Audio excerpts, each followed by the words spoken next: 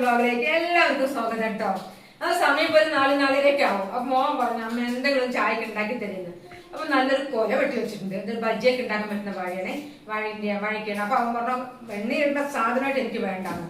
പിന്നെ എന്താ അവൻ ഉണ്ടാക്കി കൊടുക്കാന്ന് പറഞ്ഞപ്പോ പിന്നെ കടലയുണ്ട് കേട്ടോ, വലിയ കടല. അതവന് ഇഷ്ടം. അത് ഇപ്പൊ ഉണ്ടാക്കി തരച്ചപ്പോ അതിന്റെ ചായക്ക് ഇതായിട്ട് അവൻ പറഞ്ഞു ഗ്യാസിന്റെ പ്രോബ്ലം ഉണ്ട്, അത് വേണ്ടാന്ന്. പിന്നെ എന്താ ഞാൻ ഉണ്ടാക്കി കൊടുക്കാന്ന് ഞാൻ പറഞ്ഞു. ഇതിന് ഒരു പാത്രം വെള്ളം എടുത്തിട്ടുണ്ട്.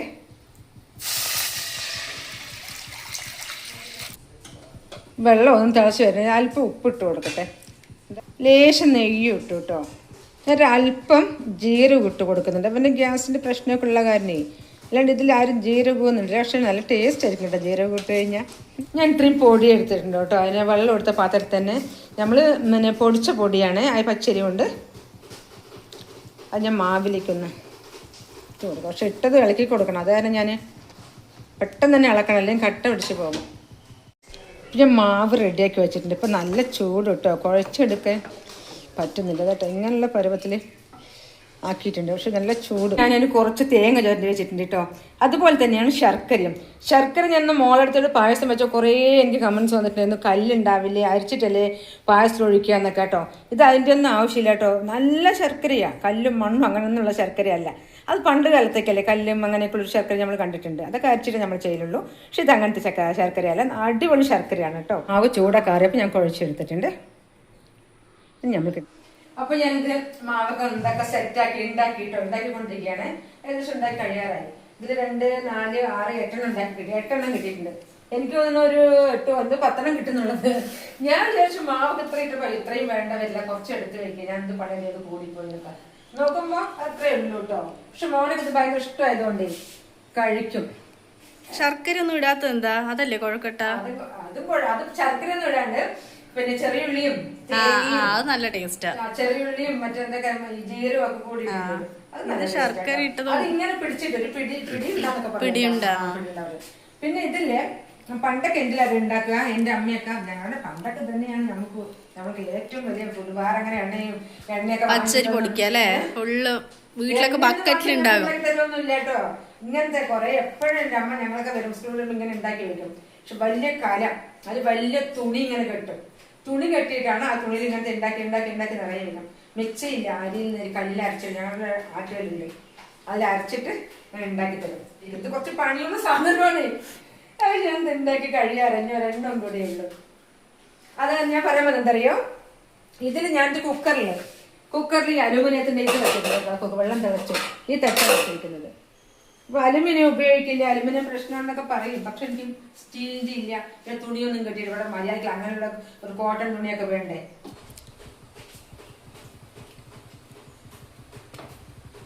ഇതായ നോക്ക്,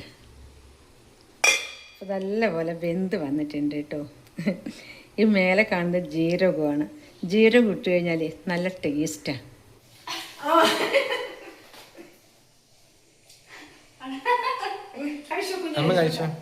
ഭയങ്കര ഇഷ്ടമാട്ടോ അത്. ഇടയ്ക്ക് എപ്പോഴെങ്കിലൊക്കെ ഇത് ഉണ്ടാക്കി കൊടുക്കുള്ളൂ, അധികം വേറെ എന്തെങ്കിലുമൊക്കെ ഉണ്ടാക്കുക.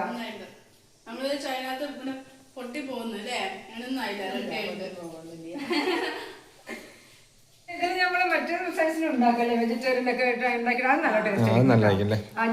ഞാൻ നോക്കി ഇവിടെ പച്ചക്കറി എന്താ നോക്കും, ക്യാരറ്റ് ഇല്ല, കാബേജ് മാത്രമേ ഉള്ളൂ. പിന്നെ ഉരുളക്കിഴങ്ങ് പിന്നെ വേണ്ടെന്നും പറഞ്ഞു. കേബേജ് മാത്രം ഇട്ടു, കേബേജ് ഉള്ളി ഇട്ട് മസാല ക്യാരറ്റ് ടേസ്റ്റ് ആണ്. അപ്പൊ ഞാൻ ബജ്ജി ഉണ്ടാക്കാൻ പോകുകയാണ് കേട്ടോ. ഞാൻ കുറച്ച് കടലപ്പൊടി ഇട്ടിട്ടുണ്ട്, അല്പം അരിപ്പൊടി ഇട്ടേ, അരിമാവ്. അത് 10 പൊടിയാണ് കേട്ടോ. അത് ഞാൻ കുറച്ച് കൊട്ടിയിട്ടുണ്ട്. കുറച്ച് മുളക് പൊടി ഇടുന്നുണ്ട്.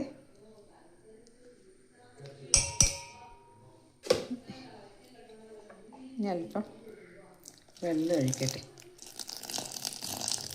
അപ്പോൾ ക്ലാസ്സൊക്കെ കഴിഞ്ഞ് വന്നിട്ട് ഹോംവർക്ക് ചെയ്തുകൊണ്ടിരിക്കണം. അപ്പോൾ എന്നോട് ചോദിച്ചു അമ്മ എനിക്ക് കുറച്ച് ബജ്ജി ഉണ്ടാക്കി തരുമോന്ന്.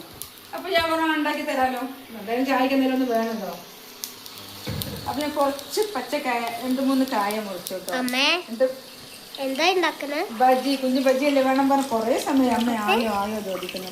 ഇതാ ഞാൻ കായ മുറിച്ച് വെള്ളത്തിട്ട് വെച്ചതാണ്. ഒരു ചെന്ന് പിന്നെ കുറച്ച് മാവ് ഞാൻ റെഡിയാക്കി വെച്ചിട്ടുണ്ട് കേട്ടോ. അവരുടെയൊക്കെ ഒരു 10 മിനിറ്റ് ആയി. അപ്പോൾ ആയോ അമ്മേ ആയോ ചോദിച്ചു. ഞാൻ പറഞ്ഞു ഇപ്പം ആക്കിത്തരാമെന്ന് പറഞ്ഞിട്ട് ഒരു കുറച്ച് മാവ് ലേശം ഒരു 10 മിനിറ്റ് ഇരുന്നോട്ടെ എന്ന് വെച്ചതാണ്. അപ്പോൾ നമ്മുടെ ബജി തിളച്ചോണ്ടിരിക്കുക കേട്ടോ. അത് കയ്യിലെ വെള്ളം ആക്കിയിട്ടുണ്ട് അതിൽ മാവിൽ.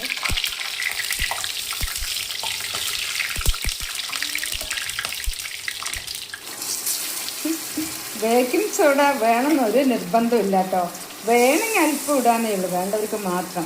ഇത് ഹോട്ടലൊന്നുമല്ല, അത് നമ്മുടെ വീട്ടാവശ്യത്തിനല്ലേ.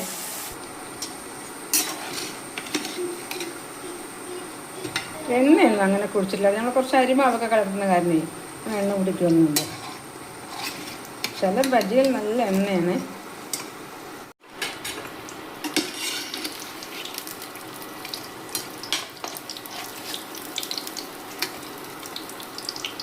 എണ്ണ കുടിച്ചിട്ടൊന്നുമില്ല കേട്ടോ. ചില ബജിയിൽ ചിലപ്പോൾ എണ്ണയൊക്കെ കുടിക്കലുണ്ട് നല്ലോണം.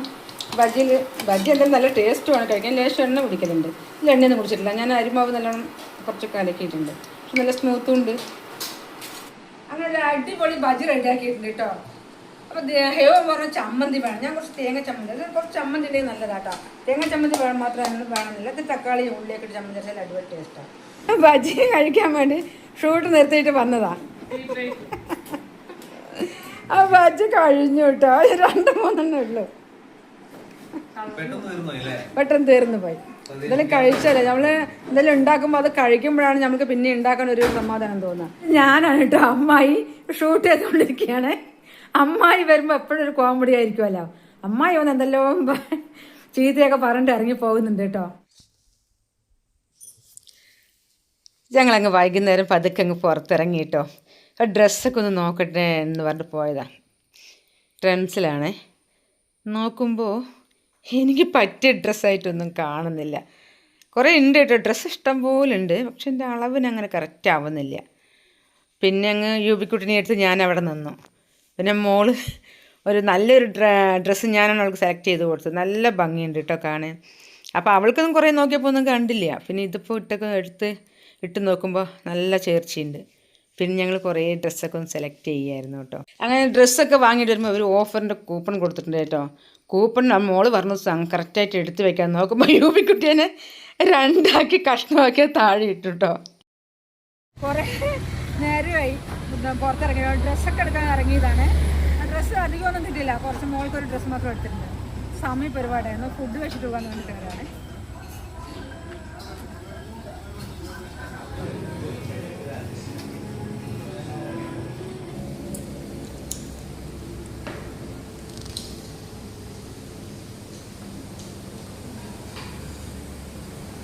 ഇതാണ് കുടുക്ക ബിരിയാണി. അപ്പോൾ കുടുക്കയൊക്കെ പൊതിഞ്ഞ് വെച്ചിരിക്കുകയല്ലേ, ദമ്മ് ഒക്കെ. ശരി, അതിൻ്റെ ഉള്ളിലേക്കും ബിരിയാണി. നമുക്ക് നോക്കാം, ബിരിയാണി തുറന്ന് നോക്കാം ബിരിയാണി എങ്ങനെ ഉണ്ടെന്നുള്ളത്. നല്ല അടിപൊളി ടേസ്റ്റ് ആയിരിക്കുന്നുണ്ടോ അവർ പറയുന്നത്. അപ്പം നമ്മുടെ കുടുക്ക ബിരിയാണി ഞങ്ങൾ ഇതൊക്കെ കഴിച്ച് കഴിയുമ്പോൾ കുടുക്ക ബിരിയാണി ബാക്കിയായിട്ടോ. ഞങ്ങൾ വീട്ടിൽ കൊണ്ടുപോയി പൊട്ടിക്കാം. ഇത് പൊട്ടിച്ച് പാർസലാക്കി തരാമെന്ന് പറഞ്ഞു. വീട്ടിൽ കൊണ്ടുപോകാണ് കേട്ടോ. നമ്മൾ കുടുക്കയോടെ തന്നെ വീട്ടിലേക്ക് കൊണ്ടുവന്നു. സാധാരണ ബിരിയാണിക്കാളും ഞാനത് കഴിച്ചിട്ടില്ല, ആദ്യമായിട്ടാണ്. അവർ പറഞ്ഞു സാധാ ബിരിയാണിക്കാളും നല്ല ടേസ്റ്റാണ് എന്ന് പറഞ്ഞു. അപ്പോൾ ഓക്കെ എന്ന് പറഞ്ഞ് ഞങ്ങളിന്ന് കൊണ്ടുവന്നു. ഗ്രേവി ഉണ്ട് കേട്ടോ അതിൻ്റെ ഉള്ളിൽ, കണ്ട.